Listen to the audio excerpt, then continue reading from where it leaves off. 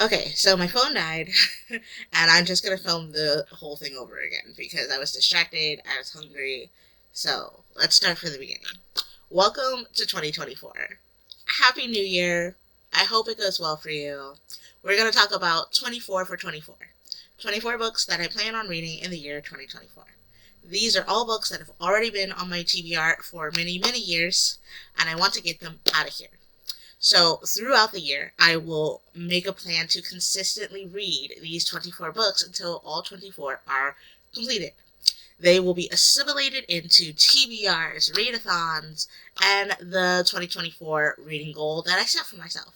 Do I know what that goal is? No. Come back next video. But today, we're going to talk about the 24 books that I've chosen for the year 2024. Now, I have a good portion of them physically, but the digital ones I don't have. I have Goodreads pulled up over here, so if you see my eyes moving around, it's because I'm reading the Goodreads descriptions. So let's get started. As always, I'm Gabby. This is inkbunnie, and let's get into it. The first book that I want to talk about is I Dreamed I Married Perry Mason by Susan Candle. Looks like this. It is a small paperback, which means it has even smaller, writing. It's okay. I could probably read this, but I know that I get fatigued easily when books have really small print. So I'm hoping I can find an ebook version of this because, to be quite frank, reading with my Kindle has revolutionized how I read. Without my Kindle, there's no way I could have finished 145, 6 books in 2023 without it. But this book says that it's about everybody in Los Angeles has problems. Former New Jersey beauty queen Cece Caruso has a ton. In addition to a bad case of writer's block and trying to save her daughter's marriage, she's become obsessed with Gardner's literary courtroom magician, Perry Mason. And said obsession has led her to a prison inmate who once pled his case to the late great mystery writer. Suddenly, solving a 40-year-old murder has become her primary concern. That and finding a 1970s silk chiffon Ozzie Clark to add to her collection of vintage clothing. But by channeling the inner sleuth she never knew she possessed, Cece may be stirring up a killer who's no character from a dog-eared paperback, but all too real, and coming all too close for comfort. And this book was published in 2004. It sits at 280 pages. The next book that I want to talk about is called Barely a Lady by Cassandra Khaw. It comes in at 111 pages, and this book was published in 2017. And what's a novella? Who knew? Okay, so Barely a Lady by Cassandra Khaw is a novella about Zelda McCartney, who almost has it all. A badass superhero name, an awesome vampire roommate, and her dream job at a glossy fashion magazine, plus the clothes to prove it. The only issue is Zelda's almost perfect life, the uncontrollable need to transform into a werebear once a month. Just when Zelda thinks things are finally turning around and she lands a hot date with Jake, her high school crush and alpha werewolf of Kensington, life gets complicated. Zelda receives an unusual work assignment from her fashionable boss. Play bodyguard for devilishly charming Fey nobleman Benedict, incidentally her boss's nephew, for 2 weeks. Will Zelda be able to resist his charms long enough to get together with Jake? And will she want to? Because true love might have been waiting around the corner the whole time in the form of Janine, Zelda's longtime crush and colleague. What's a werebear to do? That is a lot for 111 pages. That's a lot of story. I'm hoping that this is great because it's put some pretty high expectations up for me. The next book on the list is The Last of August by Brittany Cavallaro. I've had this on my list for a really long time, and if you are an OG watcher of the channel, you will know that I have tried to read this at least 3 or 4 times and just never got through it. This is book 2 in the Charlotte Holmes mystery series, and I have books 3 and 4, and 4 is signed. it's autographed. So I want to complete the series and hopefully add it to one of my favorite series of all time because I loved the first one. So I am making it my mission to read this. And I'm going to give you a little bit of a synopsis because this is the sequel, so it could have spoilers. Beware. In this second brilliant, action-packed book in the Sherlock Holmes trilogy, Jamie Watson and Sherlock Holmes are looking for a winter break reprieve after a fall semester that almost got them killed. But Charlotte isn't the only Holmes with secrets, and the mood at her family's Sussex estate is palpably tense. On top of everything, Holmes and Watson could be becoming more than friends, but still the darkness in Charlotte's past is a wall between them. That's all I want to know. So, moving on, the next book in our list is called Vicious by V.E. Schwab, and I'm so used to going this way. I've had this on my TBR for a very, very, very long time. This book was published in, this book has a bookmark in it. Apparently I was 65 pages through this book.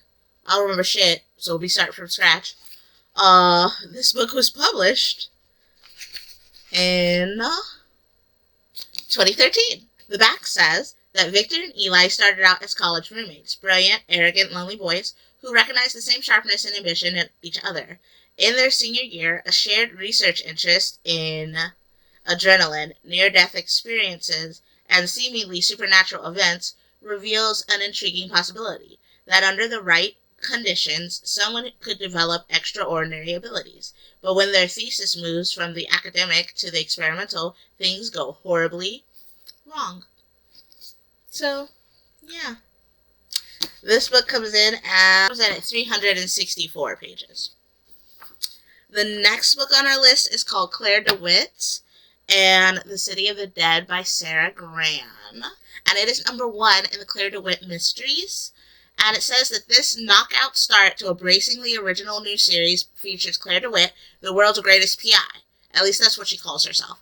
A one-time teen detective in Brooklyn, she's a follower of the esoteric French detective Jacques Sallet, whose mysterious handbook Detection inspired Claire's unusual practices. Claire also has deep roots in New Orleans, where she was mentored by Salet's student, the brilliant Constance Darling, until Darling was murdered. When a respected DA goes missing, she returns to the hurricane-ravaged city to find out why.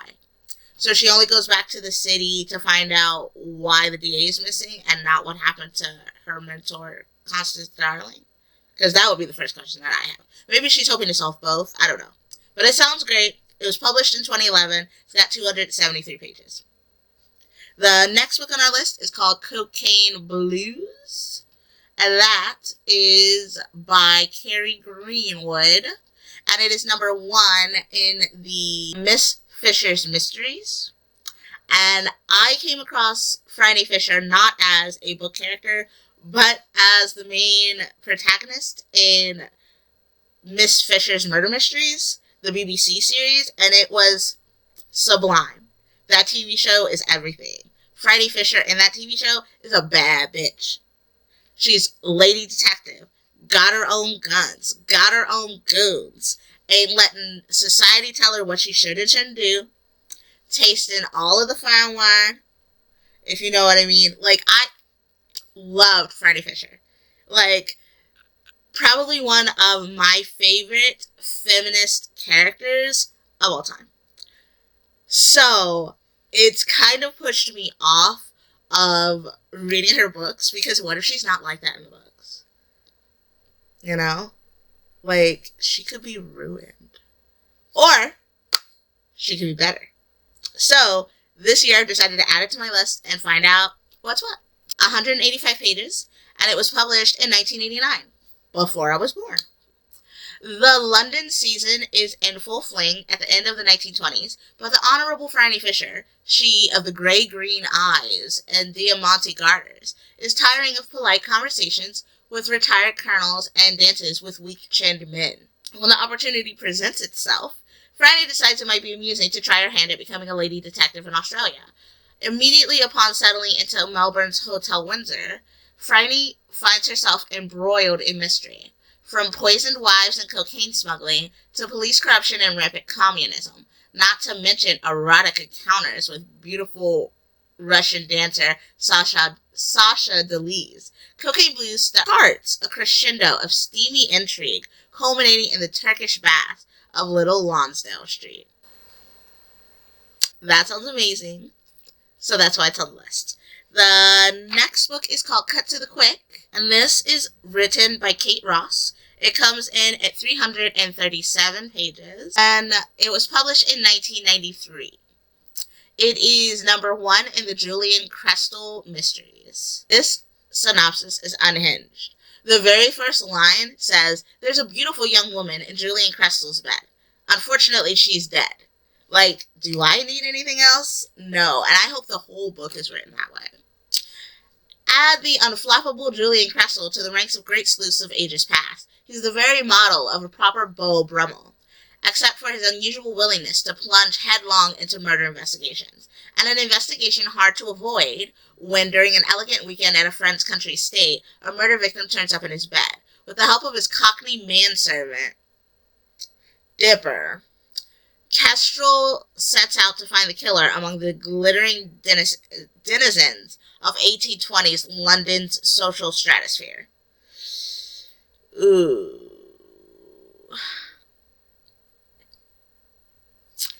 Here's hoping that it's pretty forward-thinking, because Manservant really just turned me off. Okay.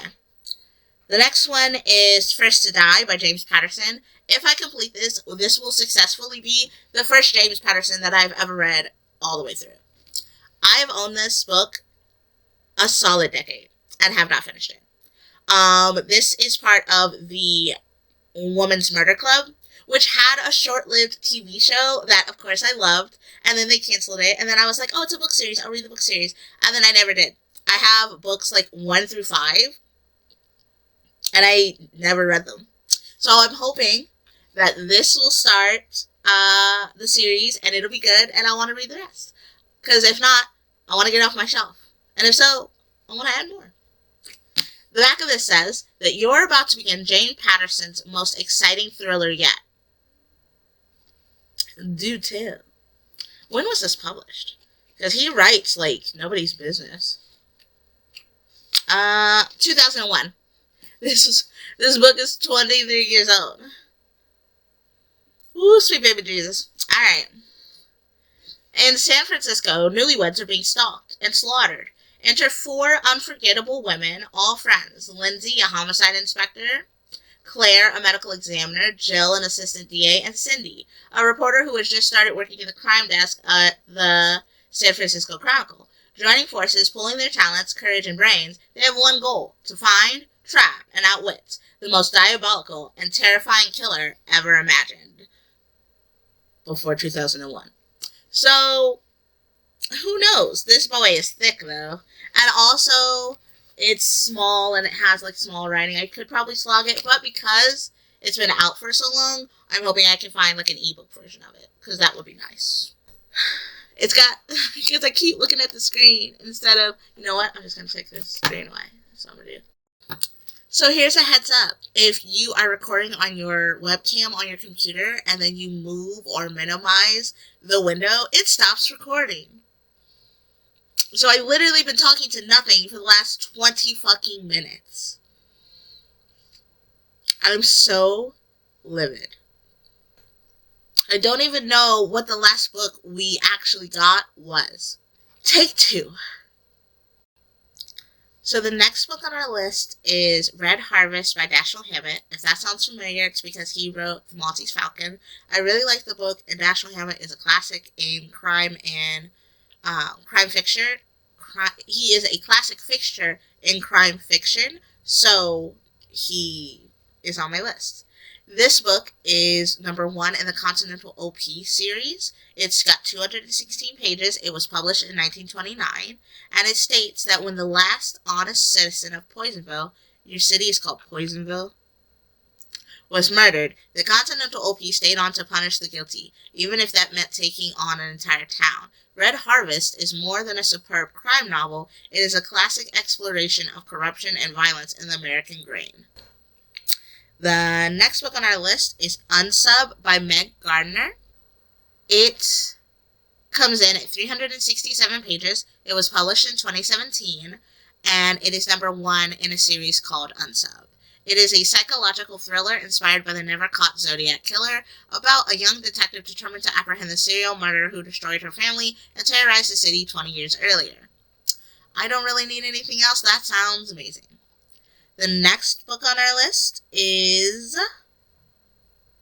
Gentleman Thief by Maurice LeBlanc, and it is number 1 in the Arsène Lupin series. And this contains short stories that was published in 1907. This particular version, though, was published in 2021. It came in a set that I got for Christmas. And the back says, pitted as the Sherlock Holmes of crime, Arsène Lupin is a suave gentleman rogue who is able to change his disguise so artfully that he can fool people almost effortlessly. His elaborate plans and attention to detail add glamour to the masterful thief. This series of short stories, written by Maurice LeBlanc in 1907, is a superb introduction to the capers of the fictional Lupin, paving the way for the popular books that bear his name. The next book on our list is Strings of Murder by Oscar de Muriel, and it comes in at 407 pages. It was published in 2015, and it is part of the Frey and McGray series. This is book 1. It states that it's a spellbinding concoction of crime, history, and horror, perfect for fans of Sherlock Holmes and Jonathan Creek. I don't know who Jonathan Creek is, but I love Sherlock Holmes, so I'm very excited. Edinburgh, 1888, a virtuoso violinist is brutally killed in his home. Black magic symbols cover the walls, and the dead man's maid swears she heard 3 musicians playing before the murder, but with no way in or out of the locked practice room. I love a locked room murder mystery. The puzzle makes no sense. Fearing a national panic over a copycat ripper, Scotland Yard sends Inspector Ian Frey to investigate under the cover of a fake department specializing in the occult. I'm very excited about that. The next book on our list is Sammy Keys and the Hotel Thief by Wendelin Van Dranen. This was published in 1998 and comes in at 163 pages. It is considered middle grade, and it is number 1 in the Sammy Keys series. The synopsis says that Grams always told her those binoculars would get her into trouble. Now Sammy's witnessed a crime at the Heavenly Hotel, a light-fingered thief stealing $4,000 from Madame Nashira, the astrologer with the fire hazard hairdo. Thing is, while she was watching him, he was watching her, too. Fast-paced and funny, packed with menacing suspects and clever clues, the Sammy Keys mysteries will keep you guessing up until the last riveting page. Sounds perfect.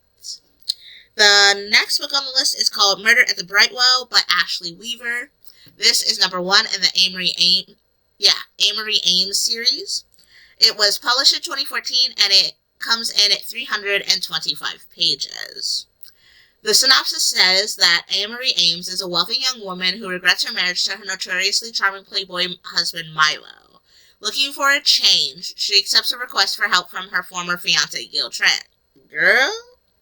Not knowing that she'll soon become embroiled in a murder investigation that will test not only her friendship with Gil, but will upset the status quo with her husband. That sounds like so much fun. The next book on our list is called The Diviners by Libba Bray, which has literally been on my TBR for years at this point, but it's so big. Like, why is it so big? It's so unnecessary. It's so unnecessarily large. Why? This book comes in at 578 pages. The back says, do you believe there are ghosts and demons and diviners among us? Evie O'Neill has been exiled from her boring old hometown and shipped off to the bustling streets of New York City. She is positively ecstatic. It's 1926, and New York is filled with speakeasies, Ziegfeld girls, and rakish pickpockets. The only catch is that she has to live with her Uncle Will and his unhealthy obsession with the occult. Evie worries he'll discover her darkest secret, a supernatural power that has only brought her trouble so far. But when the police call Will to the crime scene of a murdered girl, branded with a cryptic symbol, Evie realizes her gift could help catch a serial killer. As Evie jumps headlong into a dance with a murderer, other stories unfold in the city that never sleeps. And unknown to all, something dark and evil has awakened. So, you got teens with powers, solving murders, supernatural twist. Sounds great. I just don't understand why it has to be this thick.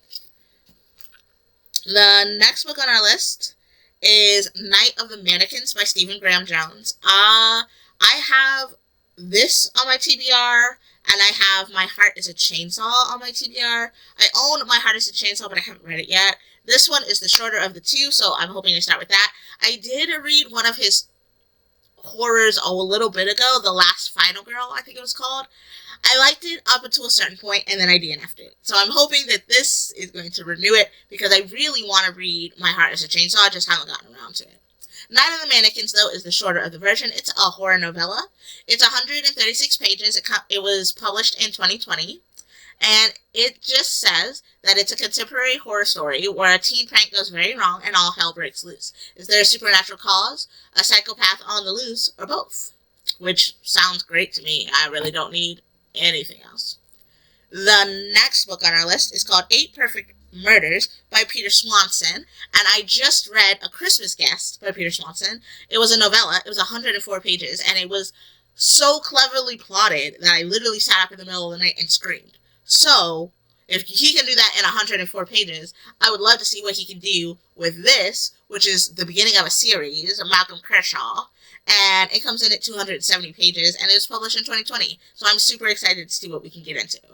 The synopsis states that it's a chilling tale of psychological suspense and an homage to the thriller genre tailor-made for fans. The story of a bookseller who finds himself at the center of an FBI investigation because a very clever killer has started using his list of fiction's most ingenious murders. The next book on our list is A Master of Gin by P. Djeli Clark. I have this because I read the short story To Kill a Gin, I believe it's called. I'll put it here because I don't remember it. I'm now going to look it up. I loved it. Gave it 5 carrots. It wasn't even 40 pages. It was glorious. The only thing that I remember, though, is that this is like a steampunk Cairo. And there's a woman who is a detective, and she is there to solve, like, supernatural murders. I believe her name was Fatma. I really, really liked her. And she is the lead in this series, so that's why I picked it up. As you can see, there's a bookmark in it, so I started reading it. I don't remember shit but Fatma, though, so I'm going to have to go back and restart. But it looks like I was 34 pages in. But the back says that Fatma El-Sharari is the youngest woman working for the Ministry of Alchemy, Enchantments, and Supernatural Entities. She's certainly not a rookie, especially after preventing the destruction of the universe last summer. So when someone murders the members of a secret brotherhood dedicated to one of the most famous men in history, Al-Jahiz, Agent Fatma is called to the case. Al-Jahiz transformed the world 40 years ago when he opened up the veil between the magical and mundane realms before vanishing into the unknown. This murderer claims to be Al-Jahiz. Returned to condemn the modern age for its social oppressions. His dangerous magical abilities instigate unrest in the streets of Cairo that threatens to spill onto the global stage. Sounds great. This one is also pretty thick, coming in at 392 pages. The next book on our list is The Secret Adversary by Agatha Christie. It is number 1 in the Tommy and Tuppence mystery series. It was published in 1922 and comes in at 266 pages. And it simply states that Tommy Beresford and Prudence Tuppence Cowley are young, in love, and flat broke. Just after the Great War, there are few jobs available and the couple are desperately short of money. Restless for excitement, they decide to embark on a daring business scheme, Young Adventurers Ltd. Willing to do anything, go anywhere. Hiring themselves out proves to be a smart move for the couple, and their first assignment for the mysterious Mr. Whittington All Tuppence has to do in their first job is take an all-expense-paid trip to Paris and pose as an American named Jane Finn. But with the assignment comes a bribe to keep quiet, a threat to her life, and the disappearance of her new employer. Now their newest job are playing detective. That sounds like a blast. The next book on our list is Shadow of the Wind by Carlos Ruiz Zafón. It was published in 2001 and comes in at 506 pages. It is number 1 in a series, El Cementerio de los Libros Olvidados. I hope I said that right. My Spanish ancestors are giving me the side eye right now. Barcelona in 1945, a city slowly heals in the aftermath of the Spanish Civil War, and Daniel, an antiquarian book dealer's son who mourns the loss of his mother, finds solace in a mysterious book called The Shadow of the Wind by one Julian Sarax. When he sets out to find the author's other works, he makes a shocking discovery. Someone has been systematically destroying every copy of every book Sarax has written. In fact, Daniel may have the last of Sarax's books in existence. Soon, Daniel's seemingly innocent quest opens a door into one of Barcelona's darkest secrets, an epic story of murder, madness, and doomed love. Sounds great to me. The next book on our list is called Siren Queen, and I am relatively sure that it's pronounced by Nevo. But if not, please let me know in the comments so I can fix it, because I don't want to be dumb. This, can't read it because it's so glittery. Okay. It was magic. In every world, it was a kind of magic.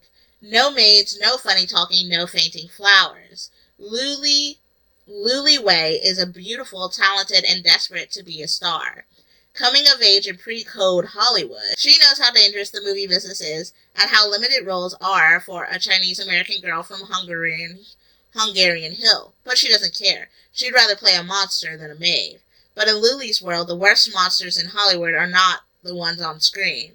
The studios want to own everything from her face to her name to the woman she loves, and they run on a system of bargains made in blood and ancient magic, powered by the endless sacrifice of unlucky starlets like her.